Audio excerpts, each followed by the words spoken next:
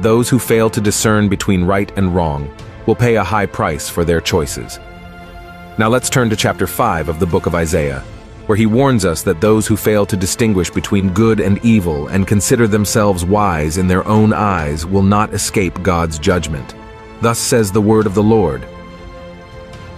Woe to those who call evil good and good evil, who put darkness for light and light for darkness, who put bitter for sweet and sweet for bitter.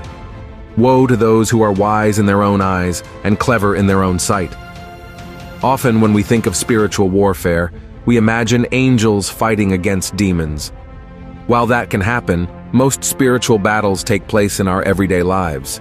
They arise before us when we are faced with choices between right and wrong, good and evil, and these decisions can have a significant impact on our lives. That's why Jesus said the following: "Enter through the narrow gate, for wide is the gate, and broad is the road that leads to destruction, and many enter through it.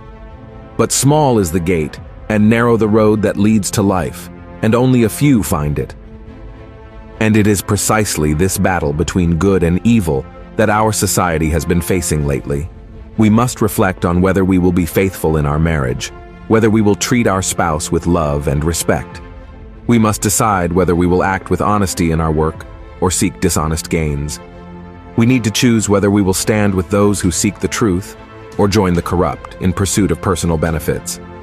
The worst part is when we choose the wrong side and still try to justify our decisions by saying, "There's nothing wrong with that." This is being wise in our own eyes and ignoring what the Word of God defines as right and wrong, acting according to the desires of our hearts. The Bible teaches us that the human heart is deceitful and corrupt. Before making any decision, we should seek God's guidance and always choose the path of goodness. Otherwise, we will pay a high price when Jesus returns.